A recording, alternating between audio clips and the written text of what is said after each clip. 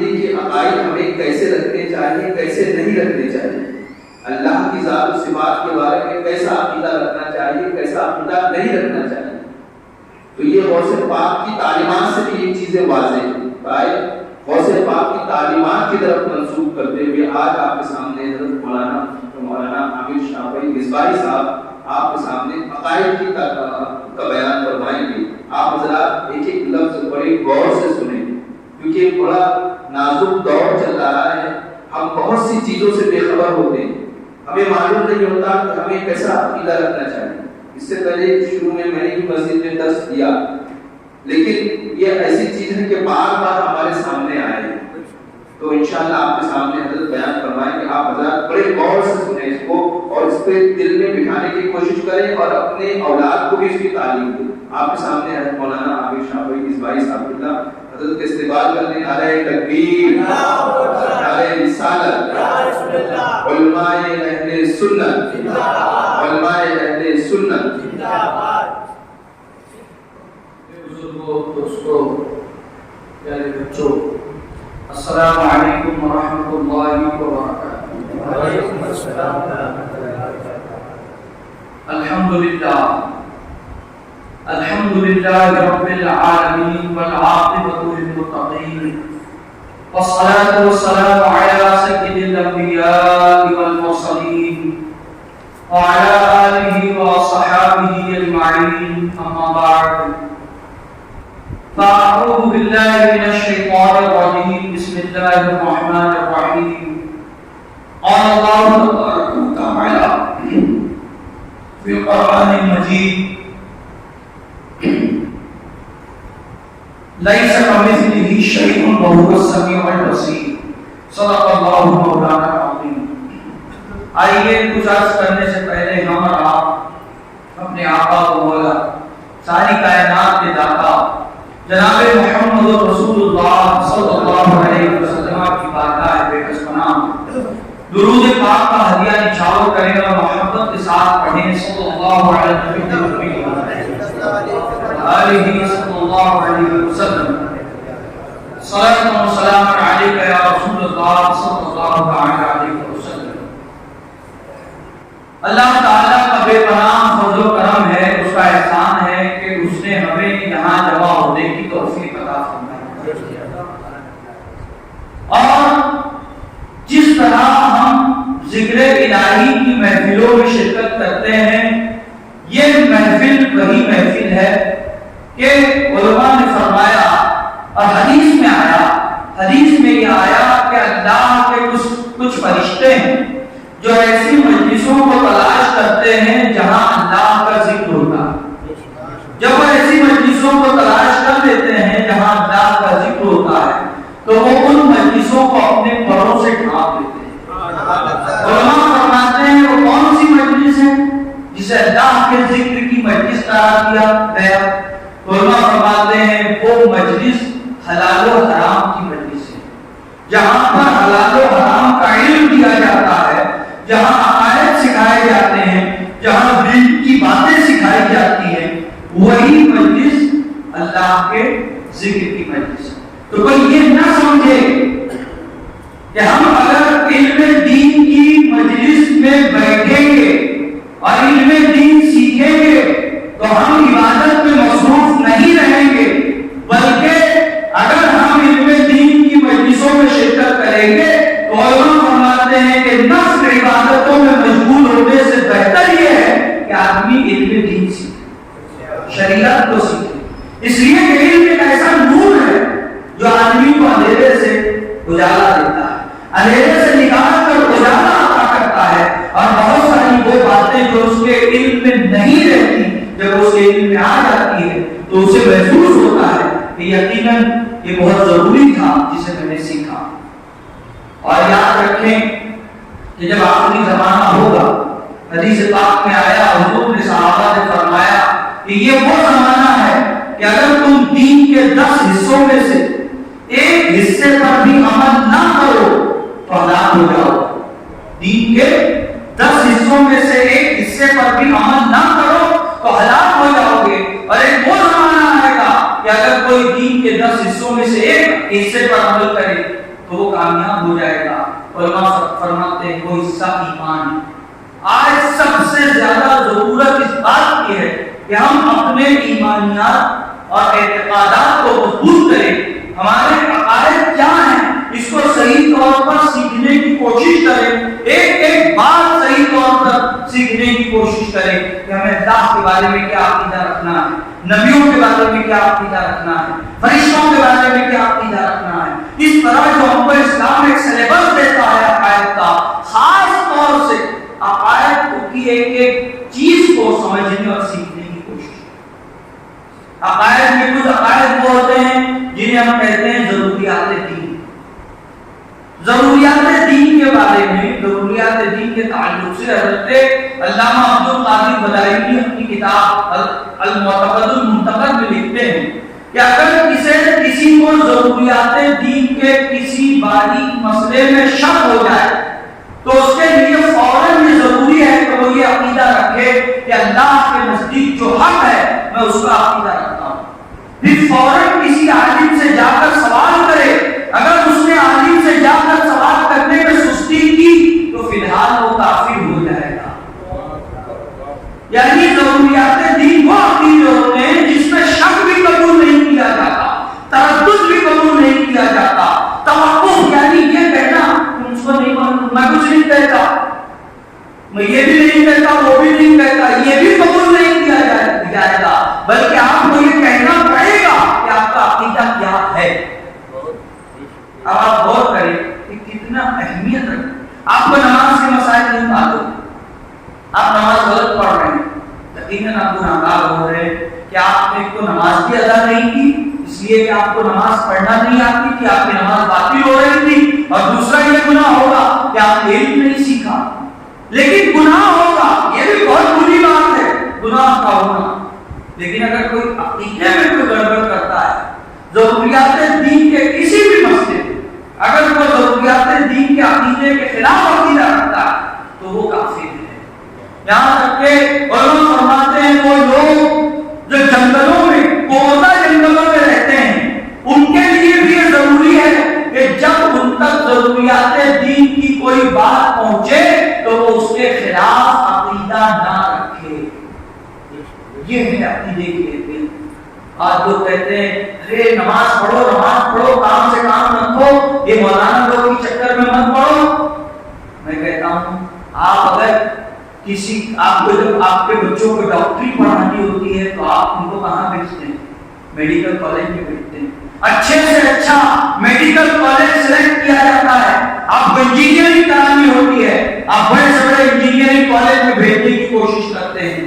آپ کو اگر پی ایچ ڈی کرانی ہوتی ہے تو آپ کسی یونیورسٹی میں بھیجتے ہیں اور لاکھوں روپیہ اس کی فیس بھی ادا کرتے ہیں، لیکن جب بات آتی ہے علم دین کی تو آپ اتنے بے پرواہ ہیں کہ آپ یہ کہتے ہوئے نظر آتے ہیں مولانا لوگوں کے پاس مت بھیجو، بس دنیا داری کرتے رہو، اپنا نماز پڑھتے رہو۔ یعنی نماز پڑھنے کا طریقہ نہیں معلوم، پھر بھی یہ جرأت ہے، یہ گھمنڈ ہے کہ نہیں مولانا لوگوں سے قریب نہیں جانا۔ یاد رکھیے حدیث پاک میں آیا کہ عالم بن یا طالب علم بن یا علماء سے کی صحبت میں بیٹھنے والا بن یا علماء سے محبت کرنے والا بن، پانچواں نہ بننا ورنہ ہلاک ہو جائے۔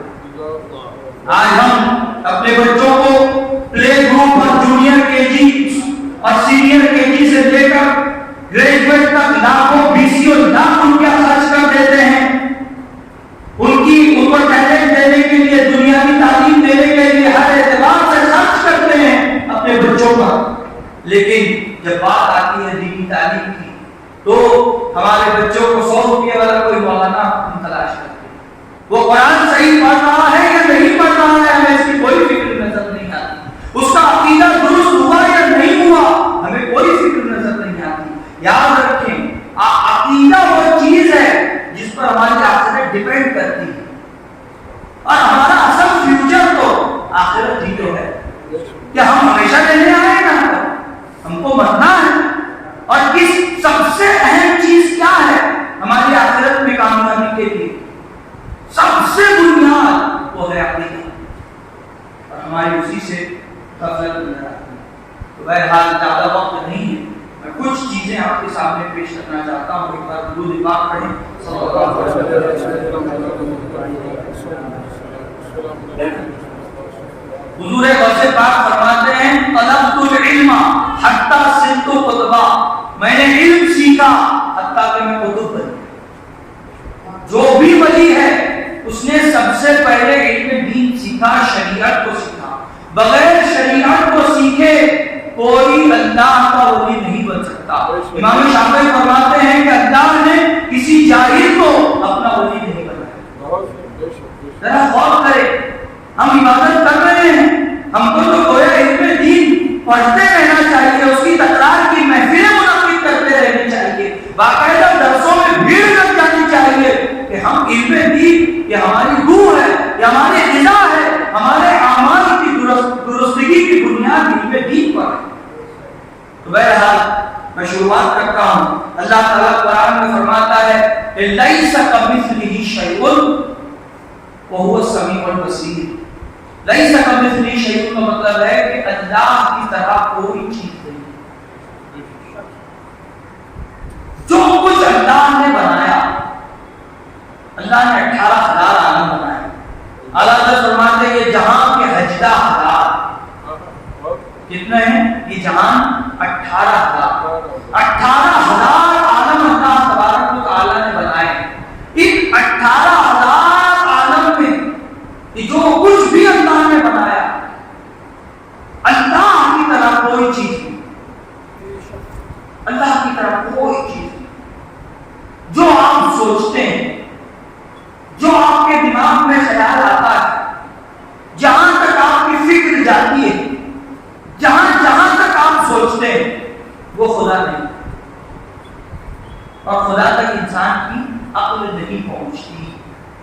لیس کمثلہ شیء، اللہ کی طرح کوئی چیز نہیں.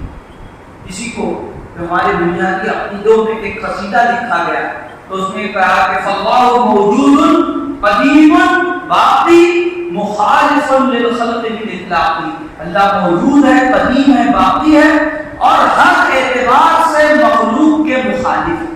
ہر اعتبار سے جو اعتبار آپ کر لیں اللہ ویسا نہیں. اللہ کو کسی چیز پر سوچا نہیں جا سکتا کہ اللہ ایسا ہے یا ویسا ہے. حضرت ابوبکر صدیق رضی اللہ عنہ فرماتے ہیں کہ لا تفکروا فی ذات اللہ، اللہ کی ذات میں غور مت کرو، اللہ کی ذات میں غور مت کرو، بل تفکروا فی آلاء اللہ، بلکہ اللہ کی نشانیوں میں غور. اللہ کی ذات میں غور کرو گے تو گمراہ ہو جاؤ گے. اللہ کی ذات میں غور کرنے سے منع کیا گیا. تو فرماتے ہیں اللہ ایک ہے. صدر شریعہ نے بہار شریعت کا یہ جو باب لکھا، یہ کس کے لیے لکھا؟ عوام کے لیے لکھا. لیکن یاد رکھیں علم دین علماء سے پڑھے بغیر سمجھے بغیر آپ سیکھ نہیں سکتے. ایک ایک چیز کو سمجھنا ہے. تو فرماتے ہیں اللہ ایک ہے. کیا مطلب ہے ایک ہونے کا؟ یہاں کیا مراد ہے؟ اعلیٰ حضرت فرماتے ہیں اللہ ایک ہے، نہ عدد سے. 1 2 3 جو ہم گنتی گنتے ہیں اللہ اس سے پاک ہے. اللہ کو گنا نہیں جا سکتا، اللہ کو شمار نہیں کیا جا سکتا. شمار تو ہم مخلوقات کو کرتے ہیں. یہ دروازہ ہے، یہ ٹیبل ہے، یہ میں ہوں، یہ آپ ہے. ہم ایک دوسرے کو شمار کر رہے ہیں، ہم آپ ایک دوسرے کو کاؤنٹ کر سکتے ہیں. یہ کھڑکیاں ہیں، یہ پنکھے ہیں، یہ بلڈنگ اور عمارت ہے، اس کو ہم شمار میں. اللہ کی صفات میں بھی اس کا کوئی شریک نہیں. اللہ کی جو صفتیں ہیں وہ اللہ کے ساتھ خاص ہیں، اس میں کوئی شریک نہیں. اللہ کی صفت ہے سننا، اللہ کی صفت ہے دیکھنا، اللہ کی صفت ہے کلام کرنا، اللہ کی صفت ہے زندہ ہونا، اللہ کی صفت ہے رحم کرنا. یہ صفتیں ہیں اللہ کی. ہم سنتے ہیں کانوں سے سنتے ہیں، ہم دیکھتے ہیں آنکھوں سے دیکھتے ہیں، ہم بولتے ہیں، ہم کلام کرتے ہیں، منہ سے بولتے ہیں. ہم زندہ ہیں، ہم روح کے ذریعے زندہ ہیں. ہم رحم کرتے ہیں، ہمارے سینے میں دل ہے، دل مائل ہوتا ہے، ہم اس طرح رحم کرتے ہیں. لیکن اللہ تبارک و تعالیٰ تو کانوں سے پوچھتے ہیں. سنتے ہیں وہ کانوں سے پاک ہے، وہ آنکھوں سے پاک ہے. ہم دیکھتے ہیں آنکھوں سے دیکھتے ہیں، اللہ آنکھوں کا محتاج نہیں، وہ کانوں کا محتاج نہیں. تو اللہ ہم کانوں سے سنتے ہیں، آنکھوں سے دیکھتے ہیں. ہم زندہ ہیں، ہم جسم کے ذریعے، ہم روح کے ذریعے زندہ ہیں. اللہ روح سے پاک ہے، اللہ جسم سے پاک ہے. ہم کلام کرتے ہیں، بولتے ہیں، تو کیسے بولتے ہیں؟ منہ سے بولتے ہیں، آواز نکلتی ہے، حروف نکلتے ہیں، منہ سے آواز نکلتی ہے. اللہ منہ سے پاک ہے، اللہ زبان سے پاک ہے، اللہ آواز سے پاک ہے، اللہ حروف سے پاک ہے. تو اب اللہ سنتا ہے، یہ ہمارا ایمان. اللہ دیکھتا ہے، یہ ہمارا ایمان. اللہ زندہ ہے، یہ ہمارا ایمان. اللہ کلام کرتا ہے، یہ ہمارا ایمان. اللہ رحم کرتا ہے، یہ ہمارا ایمان. لیکن اس کی حقیقت ہم نہیں جانتے. اللہ سنتا ہے، اس کی حقیقت ہم نہیں جانتے. اللہ دیکھتا ہے، اس کی حقیقت ہم نہیں جانتے. اللہ کلام کرتا ہے، اس کی حقیقت ہم نہیں جانتے. اللہ زندہ ہے، اس کی حقیقت ہم نہیں جانتے. اسی کو اعلیٰ حضرت فرماتے ہیں کہ اللہ کی ذات اور اللہ کی صفات ہمیشہ سے ہے اور ہمیشہ رہے گی. اس کی حقیقت ہم نہیں جانتے. نہ ذات کی حقیقت جانتے ہیں، نہ صفات کی حقیقت. نہ ہم اللہ کی ذات کی حقیقت جانتے ہیں، نہ اللہ کی صفات کی حقیقت جانتے ہیں. آپ سمجھ رہے ہیں؟ یہ رحم کرنا کیا ہے؟ ہم تو رحم کرتے ہیں، ہمارے سینے میں دل ہے، دل مائل ہوتا ہے. اللہ دل سے پاک ہے، میلان سے پاک ہے. کچھ جب آپ کتابیں پڑھیں گے تو اس کے بارے میں علماء فرماتے ہیں کہ اللہ رحم کرتا ہے. یہاں پر اس کا لازمی معنی مراد دیا جاتا ہے رحم کرنے کا. کہ جب آدمی کسی پر بلا تمثیل، آدمی جب کسی پر رحم کرتا ہے تو اس کو انعام و اکرام دیتا ہے. آدمی جب کسی سے زیادہ محبت کرتا ہے تو اس کو زیادہ انعام و اکرام دیتا ہے. تو اللہ تبارک و تعالیٰ کسی پر رحم کرتا ہے یعنی اسے انعام و اکرام دیتا ہے. کسی سے محبت کرتا ہے یعنی بڑا درجہ اس کو عطا کرتا ہے بلا تمثیل. اللہ مثال سے. تو دیکھیں اللہ تبارک و تعالیٰ کے بارے میں ہم کو کیسے. تو اللہ تبارک و تعالیٰ ایک ہے، کوئی اس کا شریک نہیں، نہ ذات میں نہ صفات. صفت میں بھی اللہ کا کوئی شریک نہیں. جو اللہ کی صفت ہے وہ اللہ کے ساتھ خاص ہے. وہ صفتیں ہم کسی دوسرے کے لیے نہیں مانتے. اور شرک کی تعریف یہی ہے کہ اللہ کی ذات اور اللہ کی صفات میں کسی کو شریک کرنا. اللہ کی ذات میں ہم اللہ کی ذات کی طرح کوئی دوسری ذات نہیں مانتے، کسی کی شرکت نہیں مانتے. اللہ کی صفات کی طرح ہم کسی دوسرے کے لیے ویسی صفات بھی نہیں مانتے. کوئی اس کا شریک نہیں، نہ ذات میں، نہ صفات میں، نہ افعال میں. جو اللہ کے کام ہیں اس میں بھی اس کا کوئی شریک نہیں. جو بھی اس کے کام ہے، وہ رزق دیتا ہے، وہ مارتا ہے، وہ جلاتا ہے، اس میں اس کا کوئی شریک نہیں. فرماتے ہیں احکام میں جو چاہا اللہ نے حکم دیا، اللہ کا کوئی شریک نہیں. جو چاہا کیا، جو چاہتا ہے کرتا ہے. اس کے حکم دینے میں اس کا کوئی شریک. ذرا سوچیے کیسے صاف ستھرے عقیدے ہیں ہم اہل سنت و جماعت کے. اور اللہ کے بارے میں اگر آپ نے صحیح طور پہ ساری چیزیں سمجھ لی، کوئی دیوبندی آپ کو بات نہیں کر سکتا آپ کے سامنے. آپ فوراً اس کا جواب دے دیں کہ اللہ کی ذات، اللہ بے مثل و بے مثال ہے. اللہ کے بارے میں ہم ایک بار پڑھ لیں، سارے معاملات کلیئر ہو جاتے ہیں مخلوق کے بارے میں. اس کو سمجھنا، میں تو کہتا ہوں کہ بار بار جس طرح ہم ذکر کرتے ہیں اس طرح ایسی محفلیں ہوں جس میں اللہ کے ذات و صفات کے بارے میں باتیں کی جائیں، عقائد پیش کیے جائیں، تاکہ ہمیں بالکل ازبا ہو جائے کہ ہمارا عقیدہ کیا ہے. اب فرماتے ہیں کوئی اس کا شریک نہیں، نہ اسماء میں. اسم کی جمع ہے اسماء، عربی زبان کا لفظ ہے اسم، اور اس کی جمع کیا ہے؟ اسماء، یعنی نام. اللہ کے ناموں میں بھی اس کا کوئی شریک نہیں. وہ سمیع ہے، وہ بصیر ہے، وہ رحیم ہے، وہ حی ہے، وہ باقی ہے. یہ جو نام بھی ہم اللہ کے دیں گے تو وہ اللہ کے ساتھ خاص ہے. اللہ کے ان ناموں میں بھی اس کا کوئی شریک نہیں. ہم جب کسی کے لیے سمیع کہتے ہیں سننے والا تو ہماری مراد کیا ہوتی ہے؟ کانوں سے سننے والا. اللہ تو کان سے پاک ہے. اللہ سنتا ہے، ایمان تو ہے لیکن اس کی حقیقت ہم نہیں جانتے. وہ بصیر ہے، اس کا نام ہے بصیر کہ وہ اللہ کی ذات کے ساتھ خاص ہے. جب ہم دوسروں کے لیے بصیر کہتے ہیں تو اس کا مطلب ہوتا ہے آنکھوں سے دیکھنا. اللہ آنکھوں سے پاک ہے.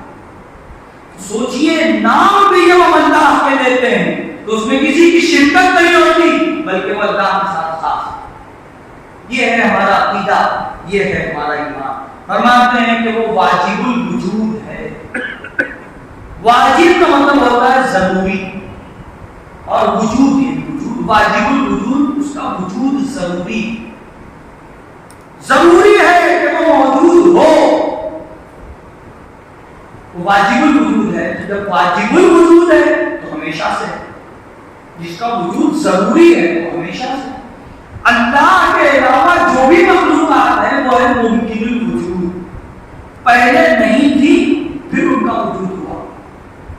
کچھ بھی نہیں تھا. یہ زمین آسمان چاند سورج ستارے ستارے، یہ آسمان، یہ جنت و دوزخ، یہ لوح و قلم عرش و کرسی، کچھ بھی نہیں تھا. کچھ بھی نہیں تھا. اب آپ اس کو یہ سمجھیں کہ ہمارے نبی صلی اللہ علیہ وسلم فرماتے ہیں یا جابر اول ما خلق اللہ نوری. اے جابر، سب سے پہلی وہ چیز جسے اللہ نے پیدا کیا وہ میرا نور ہے. تو ہمارے نبی کے نور کو اللہ نے سب سے پہلے پیدا کیا.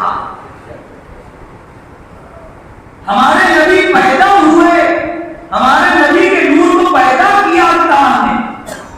اور اس سے پہلے کچھ نہ زمانہ، یہ پاس، پریزنٹ، فیوچر، ماضی، حال، مستقبل، یہ سب ہم پر گزرتا ہے. اللہ اس سے پاک ہے. نہ زمانہ تھا، نہ مکان تھا، نہ کچھ تھا، نہ کچھ تھا، کچھ بھی نہیں.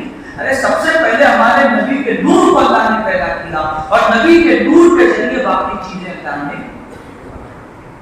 ہمارے نبی کے نور سے پہلے کچھ نہیں تھا، لیکن ہمارے نبی کے نور کو اللہ نے پیدا کیا. اور جو پیدا ہوتا ہے وہ خدا نہیں.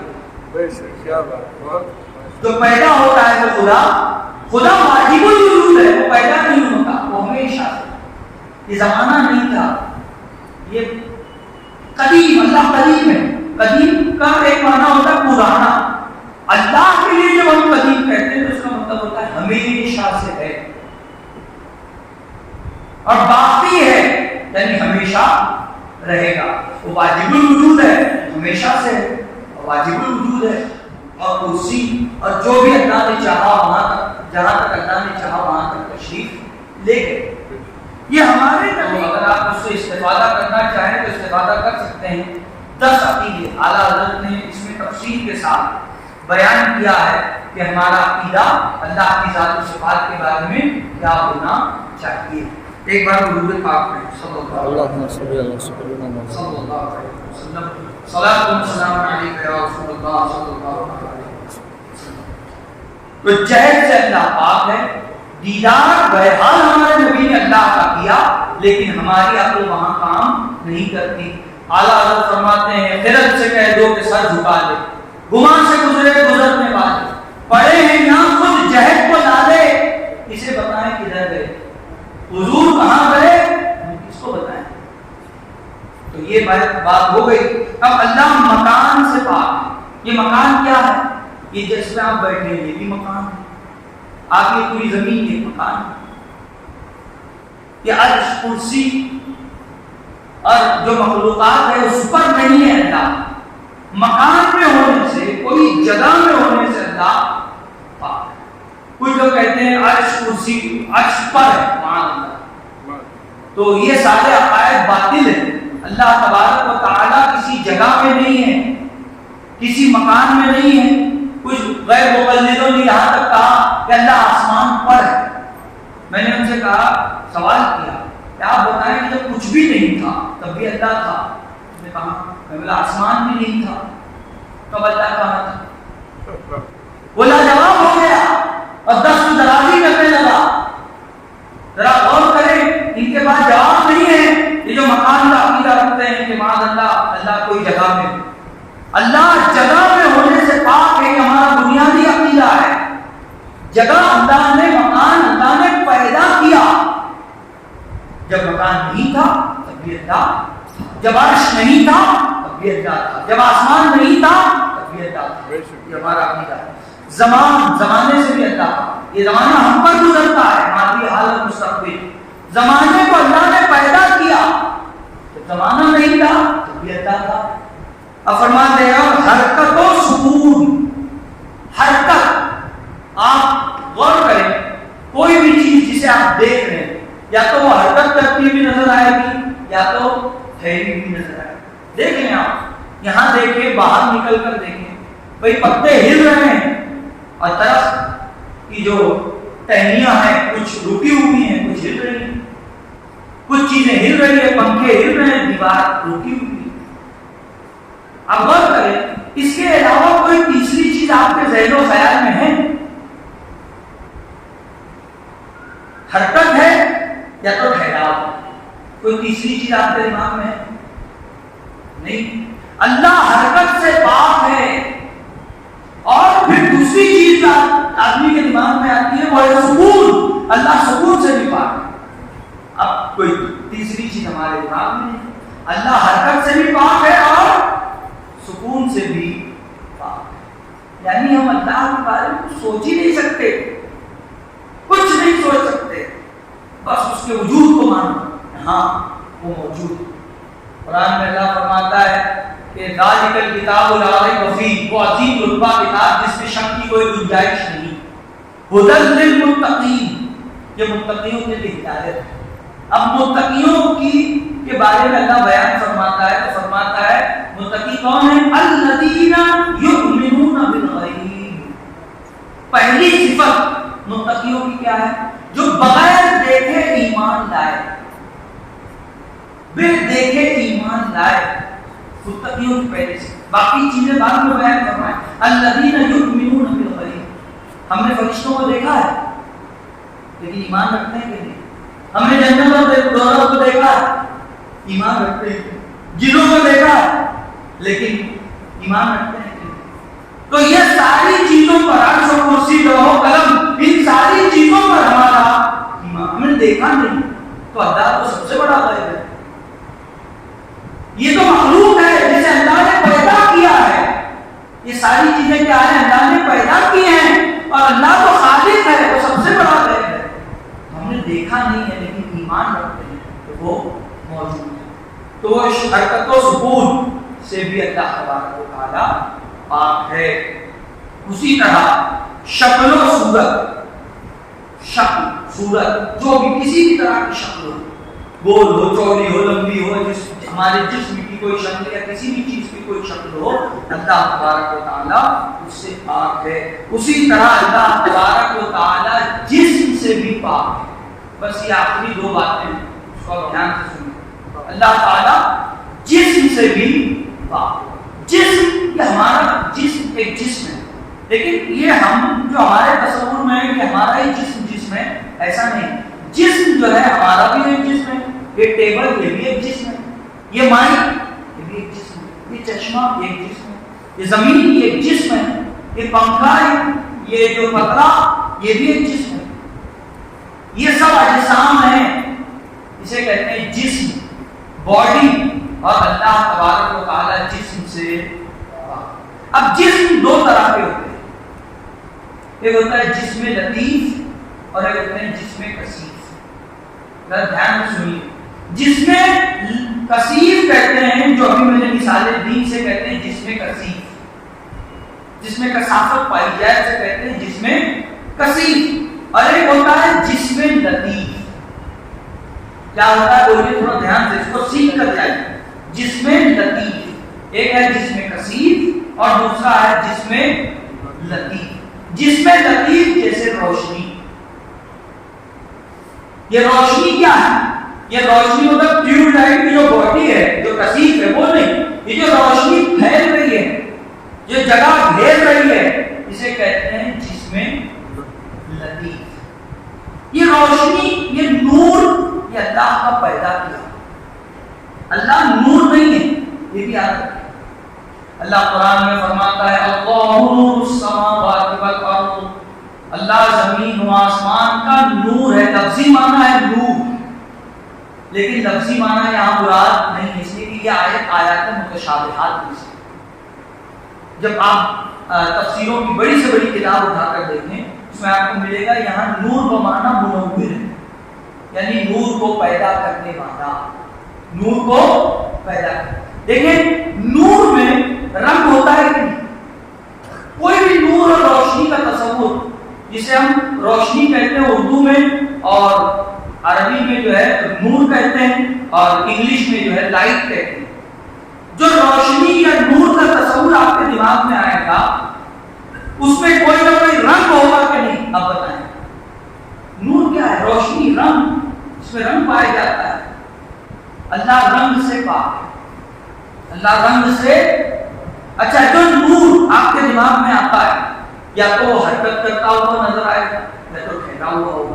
چاہے دماغ میں آئے یا آپ کسی نور کو دیکھ رہے ہیں، کوئی بھی نور ہو، چاہے سورج کا نور ہو، چاہے چاند کا نور ہو، یا ستاروں کا نور ہو، یا تو یہ رکا ہوا ہے یا تو حرکت کرتا ہوا نظر آ رہا ہے.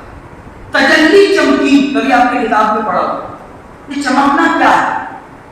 تجلی کا چمکنا کیا ہے؟ یعنی ایک روشنی کا حرکت کرنا. ایک تصور دماغ میں آتا ہے حرکت کرنے کا. اللہ تبارک و تعالی حرکت سے پاک ہے. تو اللہ تبارک و تعالی نور نہیں ہے. نور جہاں اللہ نے یہ فرمایا اللہ نور السماوات والارض، اللہ زمین و آسمان کا نور ہے، وہاں مراد کیا ہے؟ نور کا معنی منور، یعنی زمین و آسمان میں جو نور ہے اس کا پیدا کرنے والا اللہ ہے. کسی روشنی یا نور کو خدا سمجھنا کفر ہے، یاد رکھنا. یہ بہت اہم عقیدے ہیں جو ہماری بنیاد ہے. تو بہرحال اللہ جسم سے پاک ہے. جسم دو طریقے کے ہوتے ہیں، ایک جسم کثیف اور دوسرا جسم لطیف. جسم کثیف کی مثالیں آپ نے سنی، اور جسم لطیف جیسے کہ روشنی اور نور. اللہ ان چیزوں سے بھی پاک ہے. اور فرماتے ہیں جمیع حوادث سے پاک ہے. حادث کی جمع حوادث. حادث اس چیز کو کہتے ہیں جو پہلے نہ ہو پھر اس کو پیدا کیا گیا، پھر اس کا وجود ہوا. اللہ کی ذات و صفات کے علاوہ ساری چیزیں پہلے نہیں تھی، پھر اس کا وجود، پھر ان کا وجود ہوا. تو جتنی بھی حادث چیزیں ہیں اللہ اس سے پاک ہے. حادث کی جمع ہے حوادث. اور یہ یاد رکھنا، حادث کا مطلب کیا ہے؟ جو پہلے نہ ہو پھر اس کا وجود. دیکھو آج اتنا ہی ہم آپ کے سامنے پیش کرتے ہیں، کبھی موقع ملا پھر اس کو پیش کیا جائے گا. میں یاد رکھو مسلمانوں، ہماری آخرت کا مدار ہمارے عقیدے پر ہے. عقیدے کو جیسے آپ ذکر کرتے ہو نا ہمیشہ جمعرات کی محفل میں، وہ ایسا ایک لازمی جز بنا دو عقیدہ سیکھنے. آج کے زمانے میں سب سے بہت زیادہ ضروری ہے کہ ہم عقیدے کا علم سیکھیں. آپ اپنے بچوں کو، میں نے بتایا شروع سے نرسری سے لے کے گریجویٹ تک 20 لاکھ خرچ کر کے پابندی سے پڑھاتے ہو، تب کہ آپ کے بچوں کو اتنا ٹیلنٹ نہیں ملتا. حقیقت بتاتا ہوں، ہم بھی اسکول پڑھے ہیں، بہت سارا ہمارا وقت ضائع ہوتا ہے. بہت ساری چیزیں ہوتی ہیں جس میں سے وقت گزاری دیتی ہے. بچے گھومتے رہتے، پھرتے رہتے، تماشے کرتے رہتے، لیکن آپ کو کبھی یہ خیال نہیں آتا کہ ہمارا بچہ کیا کرتا ہے.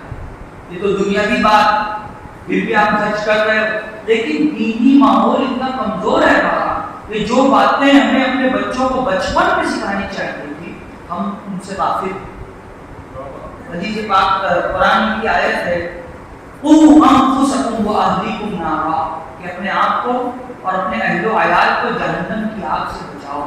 اس کی تفسیر میں علماء فرماتے ہیں یعنی انہیں حلال و حرام کا علم دو. جہنم کی آگ سے کیسے بچیں گے؟ جب ان کو آپ عقیدہ سکھاؤ. جہنم کی آگ سے کیسے بچیں گے؟ جب آپ ان کو نماز کی تعلیم دو. جہنم کی آگ سے کیسے بچیں گے؟ جب آپ ان کو حلال و حرام کا علم دو گے. بغیر علم کے کیسے جہنم کی آگ سے کوئی بچ سکتا ہے؟ آپ کو معلومات نہیں ہے، آپ جاہل ہیں، آپ کو نماز پڑھنی نہیں آتی، آپ کی نماز کب باطل ہو گئی، کب ٹوٹ گئی، آپ کو کیسے پتا چلے؟ ہر چیز میں علم کی ضرورت ہے. حضور فرماتے ہیں طلب العلم فریضۃ علی کل مسلم، علم سیکھنا ہر مسلمان پر. کم از کم دوستو عقیدے کو مضبوط کرو، ایک ایک چیز اس کی باریکی کو سیکھو. خالی مولانا نہیں سیکھیں گے اس کو، آپ سب کو سیکھنا ہے، سمجھنا ہے اچھی طریقے سے. بھائی اس کا کیا مطلب ہے، اس کو اچھے سے سیکھوں گا. بہرحال آج اتنی باتوں پر ہم اپنا درس ختم کرتے ہیں. آئیے دعا کی جہاد اٹھائیں. الحمدللہ والصلاۃ والسلام علی سیدنا رسول اللہ وآلہ وصحبہ ومن والاه. الہی اس درس کو اپنی بارگاہ میں قبول فرما، اس میں جو بھی لفظ بنا ہے معاف فرما. یا اللہ ہمیں گناہوں سے بچنے کی توفیق عطا فرما، دین سیکھنے کی توفیق عطا فرما. صلی اللہ علیہ وسلم. کہ آپ معمار ملت چینل کو سبسکرائب کریں، لائک کریں اور اپنے مفید مشوروں سے، کمنٹ سے، مثبت کمنٹ سے ہمیں نوازیں. آپ سے گزارش ہے کہ اس چینل کو زیادہ سے زیادہ سبسکرائب کریں تاکہ ہم ہمارے پیغام کو دنیا کے کونے کونے تک پہنچا سکیں.